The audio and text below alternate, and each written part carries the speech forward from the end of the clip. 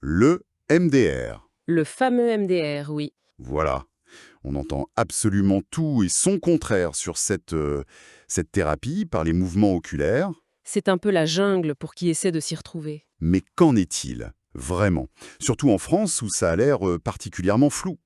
Alors pour y voir clair, on a mis la main sur des extraits d'un guide CQFD de l'EMDR. Oui, un guide qui essaie de démêler un peu tout ça. C'est ça. Notre mission aujourd'hui, c'est de comprendre ce qu'est vraiment le MDR en France, qui a le droit de le pratiquer et ce que valent ces fameuses certifications. Ce qui est fascinant avec ce document, c'est qu'ils attaquent tout de suite par le réglementaire, les titres, les marques. Ah oui, direct. On sent tout de suite que c'est là que ça coince. Avant même de parler du fond de la thérapie, la question c'est qui a le droit de mettre quelle plaque sur sa porte. C'est un vrai point de friction, on dirait. C'est crucial. Que ce soit pour une personne qui cherche de l'aide ou une personne qui veut se former, il faut savoir distinguer ce qui est de la loi, ce qui est du marketing d'une association et ce qui est juste une idée reçue. C'est un vrai travail de débroussaillage. Et Je suis un peu tombé de ma chaise. Il est écrit noir sur blanc, le MDR n'est pas une pratique réglementée par l'État. C'est sérieux? c'est on ne peut plus sérieux. Et c'est l'information, je pense, la plus fondamentale de tout le dossier. C'est fou. Je cite un petit passage.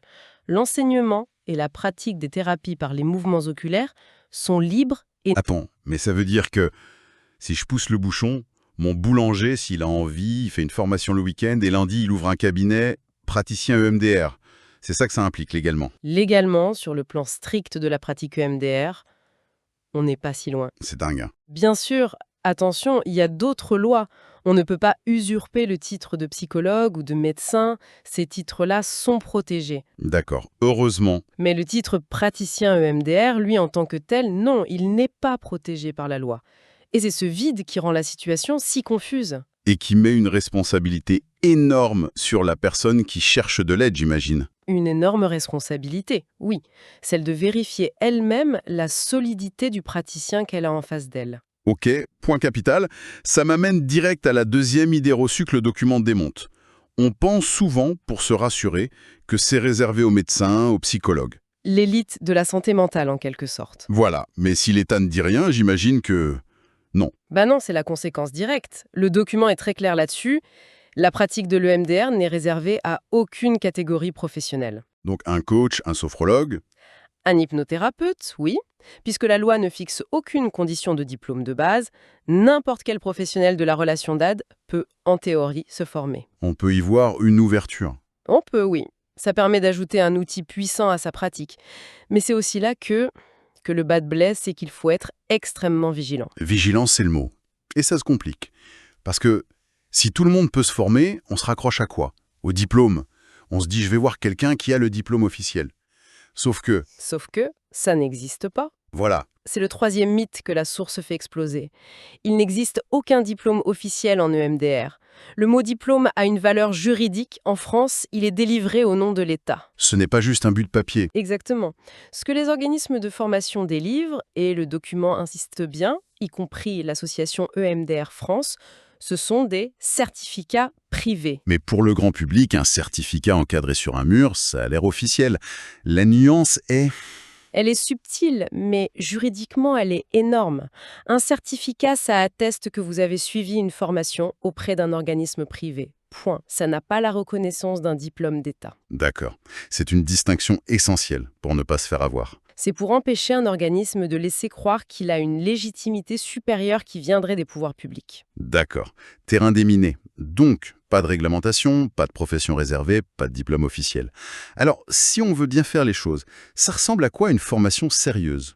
Comment on devient praticien en EMDR dans un cadre, disons, à minimum professionnel? Alors là, on entre dans le cadre légal de la formation professionnelle. Les écoles sérieuses sont des organismes de formation déclarés, par exemple auprès de la Directect à l'époque. Aujourd'hui, ça se fait Calliope, ce genre de choses, hein? Voilà, il y a des labels qualité comme Calliope qui a remplacé Datadoc. Ça veut dire que ces organismes existent légalement, qu'ils sont audités sur leur méthode. Et à la fin d'un parcours complet, avec de la théorie, de la pratique, des évaluations, Le parcours classique d'une bonne formation. oui, eh bien, ils délivrent leur certificat privé, par exemple un certificat de praticien en EMDR. Et c'est là qu'on arrive au nom que tout le monde connaît, EMDR France. On voit des praticiens EMDR France partout. si ce n'est pas un diplôme, c'est quoi le label de qualité ultime? Le MOST? Et voilà, on touche au cœur du problème que la source veut éclaircir. Et c'est presque du droit des affaires, en fait. Ah oui? Oui, EMDR France, le document l'explique bien, c'est une marque déposée à l'INPI. D'accord, comme une marque de voiture ou de yaourt. C'est exactement ça. Et la distinction est fondamentale. L'enseignement et l'usage de la technique EMDR, la méthode, sont libres. N'importe quel organisme de formation en règle peut l'enseigner. En revanche, l'usage du nom EMDR France, ça, c'est protégé.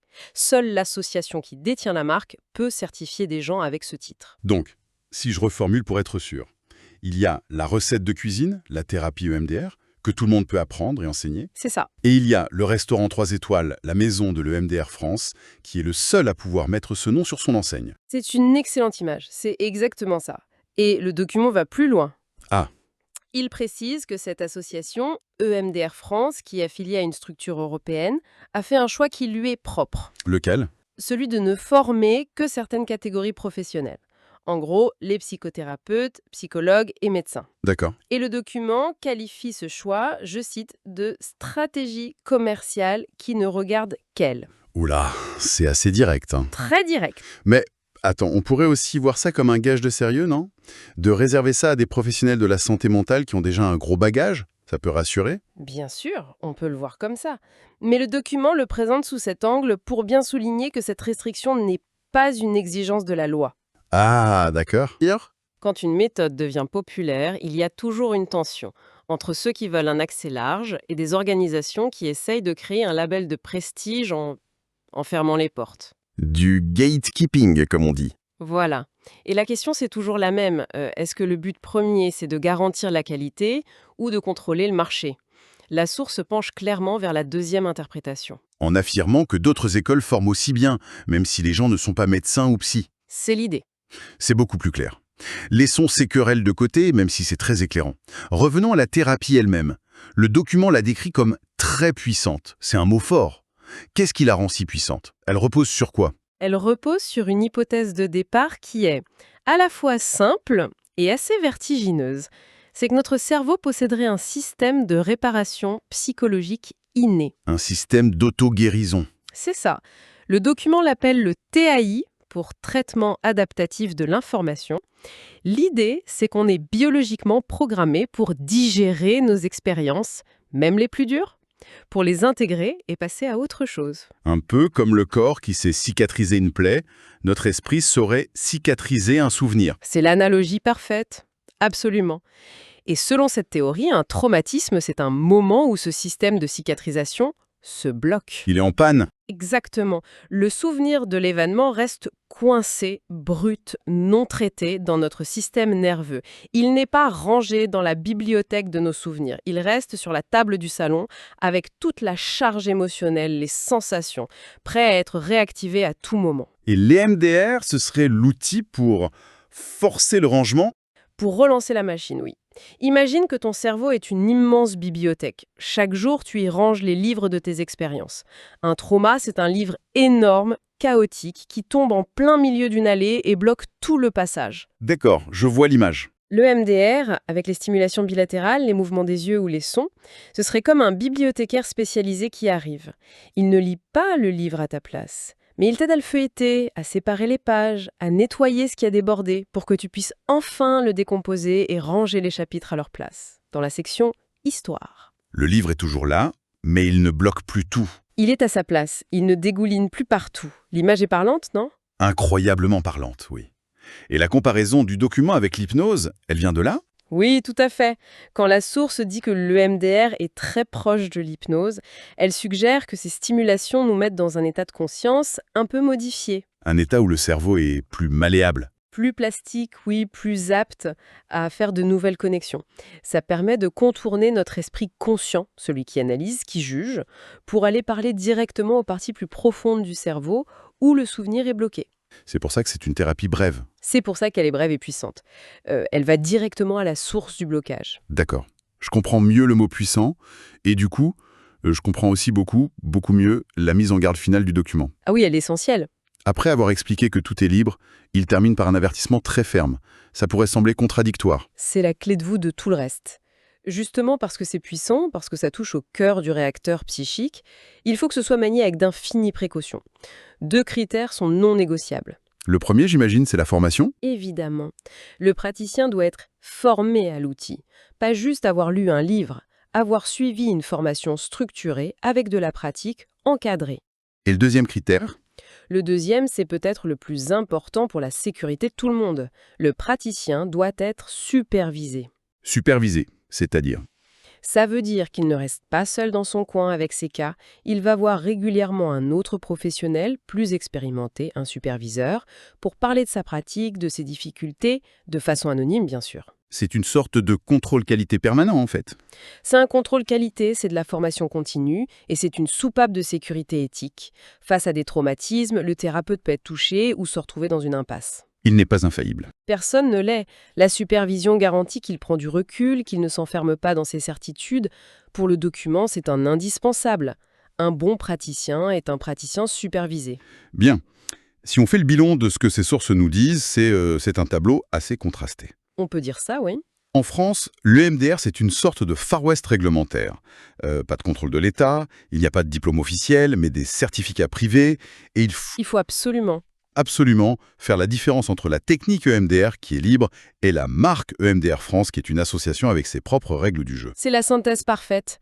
Et le message final qui en découle, c'est... Celui de l'autonomisation. Exactement.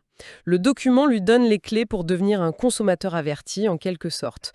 Ça veut dire qu'avant de s'engager, il faut enquêter, poser les bonnes questions. Du genre, Quelle est votre formation exacte? Quel organisme vous a certifié? Depuis quand vous pratiquez? Et surtout, la question qui tue. êtes-vous supervisé? Et par qui? Voilà. Le titre sur la plaque, quel qu'il soit, ne dit pas tout. La vraie garantie, c'est la solidité du parcours et l'engagement du praticien dans cette démarche de contrôle. C'est limpide. Et pour finir, le document nous laisse avec cette image très, très forte d'un système de réparation psychologique inné, Oui, cette idée que la solution est déjà en nous. que des thérapies comme l'EMDR ou l'hypnose pourraient juste réactiver. Ça ouvre une réflexion assez fascinante pour la suite. Si notre esprit possède de telles capacités d'auto-guérison, combien d'autres clés, d'autres approches, peut-être moins connues, existent pour accéder à cette pharmacie intérieure? Et comment au quotidien, on pourrait apprendre à mieux écouter ces mécanismes naturels, pour en prendre soin avant même que les blocages ne s'installent?